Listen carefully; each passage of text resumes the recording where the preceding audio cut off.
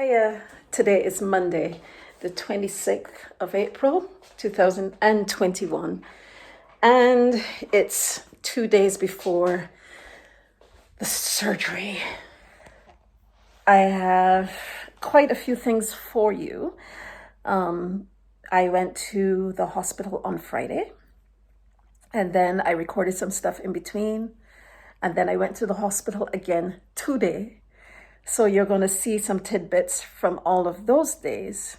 And then you're going to come back and see me so we can answer some questions. And I can tell you some thoughts on where my head is and also to show you something. So today is the beginning of the process to Wednesday. I go to the hospital for the first time and I do my face-to-face pre-surgery appointment, which lasts for about an hour and a half. I already had a pre-surgery appointment, but because of COVID, it was via phone. That's where the doctor told me of what is possible that's wrong with me. So I actually get to meet him and I actually get to be seen, my breasts to be looked at and to go through some tests and things. So I'll give an update later as to how that went.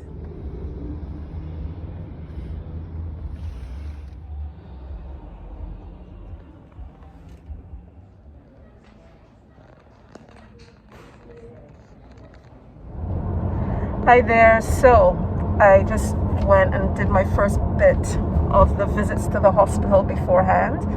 And today was a pre-surgery appointment, even though I did have that previously with the doctor.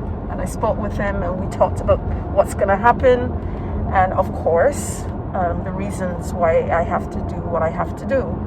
But today was all about bloods and getting my heart checked. Really had a nice group of nurses because they had to put up with the fact that my veins weren't being very productive and I had to be stuck quite a few times. Can't remember how many times, but they were really, really awesome. So I say kudos to those nurses. I am so thankful to be home. I had to be very slow and deliberate with my steps, but I managed, unlike yesterday, to get up the stairs without feeling as if I'd pass out. So thanks be to God for that. I know that I will be in bed for the remainder of today, but at least I got a lot done. I'm a tiny bit concerned because, look at me. I'm extremely fatigued. I was at my mall and normally I'd walk so quickly and I couldn't. I was the person that was holding people up because I just can't walk fast. I was a bit disappointed that I didn't get to meet the doctor personally today, but I guess it's also because things were sped up so fast because he did say before we knew that the appointment was going to be next week, he did say that we would get to meet in person. But of course that didn't happen, which is okay. I got to talk to him and I got a really good idea about him and his voice.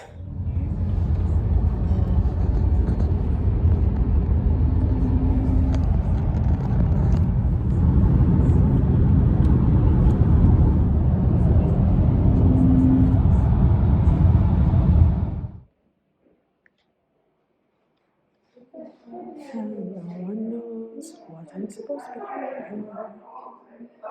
be doing. Craziness. It's all done. It's all done. Nice and unpleasant as usual. Wow. Look at that. Yeah. I love old buildings. Okay, so I am on my way back home from the hospital again. Went there this morning to get my COVID test, and what was really funny is that the place I went to No one knew about this COVID test. And I'm thankful that another gentleman also was in the same predicament, so it gave more validity to the whole thing. But the nurses were really good.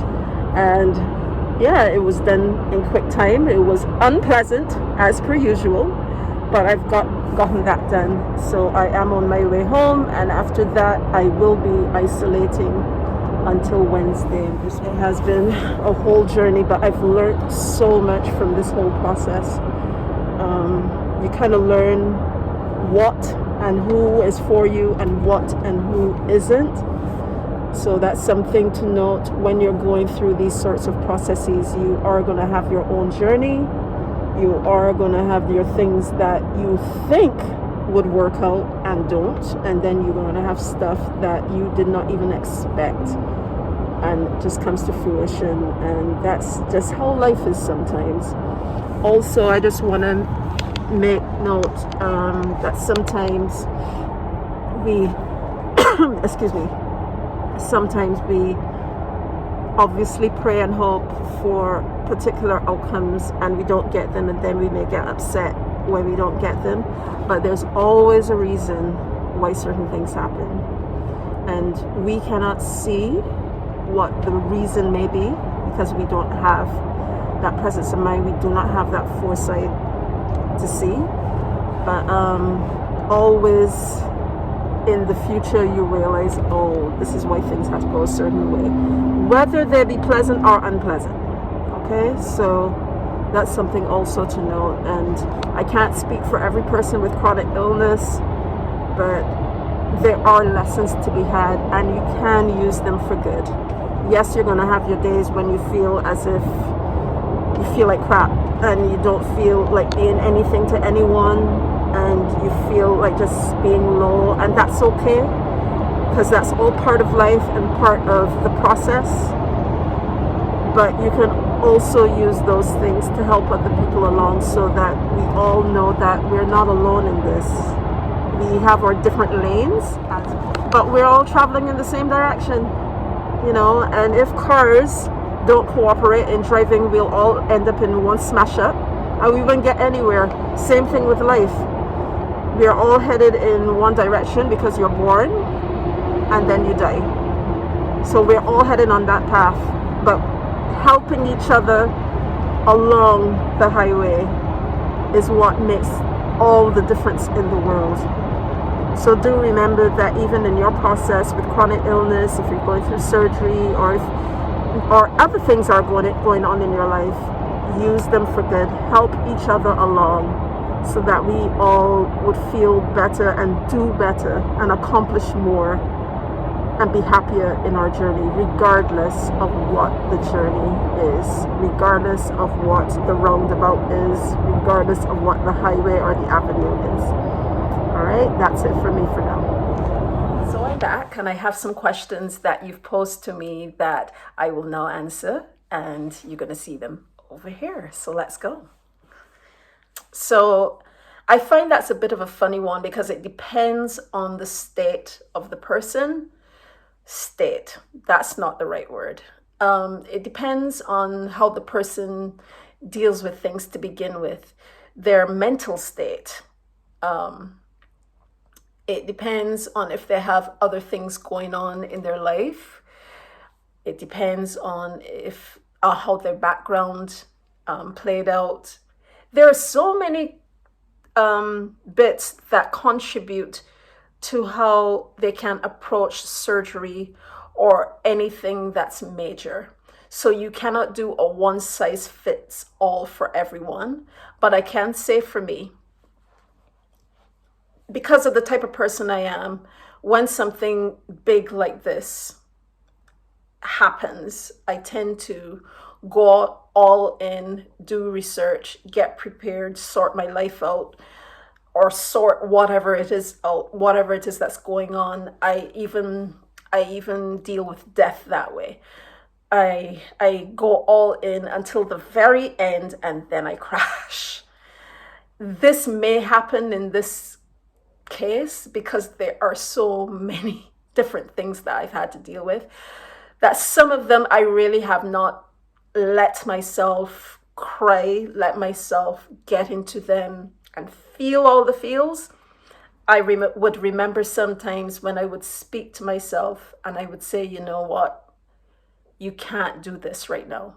You have X, Y, and Z to do. So calm down on the crying. You can do that another time. I've done a lot of that. That is not a good thing to do. It works for some things, but still you have to work through your emotions. That is what the emotions are there for, so that you can get out those feelings and work through the process so that you can get to the other side of it and you be more able to deal with the actual thing. So who knows what will happen after, but mentally at the moment, this is how I've dealt with the surgery. This has definitely impacted my day-to-day life. It has impacted my work. It has impacted how I live. I used to love going for walks. I can't do that as much anymore. I've realized that bit by bit, my walks got shorter. I realized from quite some time ago that I would walk and I would get really tired midway and I'd be still quite far away, and I thought it would be a one-off, and then it happened more and more, and I realized that, okay, I have to pace myself and just walk for a certain amount of time, like a half an hour, and by the time I'd be back, I would not be of any use to myself. So it has impacted on that. It impacted on work because thankfully I have folks around me there that empathize and are willing to help me. But it has changed how I do things. It has changed my productivity in a sense, but it does help that I have always been the sort of person to try to do my very best. So now that my body isn't cooperating with that, it does help. So when you do have that in the forefront, when you have some proof of at least trying to do your very best, it does help with that sort of thing regarding work. I guess it depends on where you work for, but it does help. It comes in handy. Because we are in the season that we are in the world, I haven't really had to go anywhere per se, so it hasn't affected anything else. But believe you me, if life was as usual and I had to go places, it definitely would affect that. Funny, this one, I didn't have much of a self-care routine before. Didn't really take care of myself properly. I knew what I needed to do to feel better in particular circumstances. Like, for instance, I knew for my mental health what can help. But I am also the sort where I'm busy trying to make sure other people are okay, and I neglect myself. Physically as well, of course, I did my walking before all this. So from that perspective, I did that. And I used to exercise as well, which I can't do much of now. But anything else other than that in self-care, like taking care of my skin, taking care of my mental health, I did not do that as much as I do it now. Thankfully, I decided to be more rigid with sticking with a therapist. So I have a therapist throughout this whole season of my life, which is helpful. And even though I can't walk and I can't exercise, I'm thinking more about my breathing. So at night, the deep breathing exercises that I have in my videos in Instagram and on YouTube, I do them more. A lot of deep breathing helps. It helps to calm down the body and it helps to reoxygenate cells. And it's amazing what breathing can do, especially when you time it and slow down. So that's something I've definitely done. I am more purposeful with my thoughts and my actions and what I say and not say, because I know that it may cause me to go back, to take a step back physically. So in that way as well, that's self-care. I've decided on what I would take on, who I would take on, and also what and who I wouldn't. because life is too short. Yes, irritable bowel syndrome. My stomach has been kicking off this whole time. And even now I'm thinking of what I am going to eat this afternoon. My appetite has been really bad. So I basically eat to have energy. If not, I wouldn't eat at all. I would really just drink because my renal function has been still iffy. So that's been an issue. Fatigue, which I've gone on and on about, the chronic fatigue is still there. It has not gone anywhere. Brain fog, which is why I have to write a lot of my stuff now because I really forget things. High and low moods. The high mood I find is my drive to get things done. My high mood is manifested in me going. And the way you see me now with doing these videos to try to live life as normal as I can. So instead of focusing on what can bring me down about all of this, because there's a lot that can bring me down, I focus instead on the awareness I can do to help others, to make sure that they are taken care of. I'm a carer. I always want to take care. So that's how it comes out. But yes, I do have low moods, and I alluded to that earlier. I tend to fight that. I do fear that it will just happen, and I may be in a state where, that will hit me. Other things that have been happening is pain in my chest and otherwise. The otherwise is probably the fibromyalgia. Recently I had some terrible pain in my back, my legs, everything. These pains wake me up at night. The chest pains also wake me up at night, but it's not like chest pain as in heart pain. It is my breast area. I get a lot of pain. I am even experiencing pain right now as I talk to you. And feeling cold. Yes, sometimes I feel cold and it's not really cold. And I realize that this has been happening for quite some time. It isn't that I have a temperature or anything. I just am cold, and I've realized that even when I take a temperature, my body temperature tends to be pretty low. So yeah, feeling cold. Rashes and itchy skin. Occasionally I get rashes and my skin is ever itchy. There isn't a day that passes when I'm not scratching somewhere because of the terrible dryness I have everywhere. My skin is perpetually dry, even if I put on cream. It's just dry. And this has had something that was going on for before that. I didn't realize that it would have been a thing, but it is. So I have dry lips, I have dry skin, dry eyes, dry mouth. So sometimes at night I will be sleeping and I wake up coughing because my mouth is dry. And my skin, of course, as I said, is quite dry. And of course my hair gets very dry, so I'm very much about looking for moisturizers to make sure my hair is okay. At the moment it is soft, like how it's meant to be, but it's because I've had to, and I think you just see a rash there, but it's because I have been researching ways to combat that. So, for the dryness.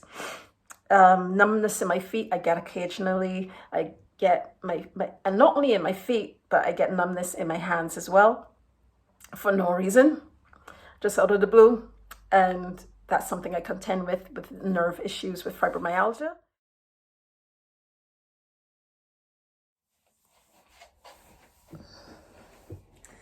Okay, so I'm sitting here because I want to show you something. This is what I'm dealing with. You'll realize that on this side, this area is very small. On this side, it's actually really big. It's all up here, all here, it's out here, while this is much smaller, which is the size I normally was. This is what I'm contending with. This is the side with capsular contracture. This is the side that has the problem. That is it until Wednesday. So after Wednesday, I will put up something. I can't tell you when yet, but watch your IG and I will let you know once that video is going to drop. Right, this is it. So my peeps, I will talk to you later. So comment, like, share, do all the things that you know to do. And please subscribe, because when you subscribe to the YouTube channel, you know when a video drops. And remember, on those who are on Instagram, you're only going to get up to a 15-minute video, but on YouTube, you will get the full thing. Make sure to subscribe to Let's_have-a-chat YouTube, and then you will get a notification. Turn on the notification bell and make sure it's like on the right thing, the bell with the things at the side. Make sure it's on that so you will be notified when a video drops. So until then, peace, love, and all the good things. Talk to you later. Bye now.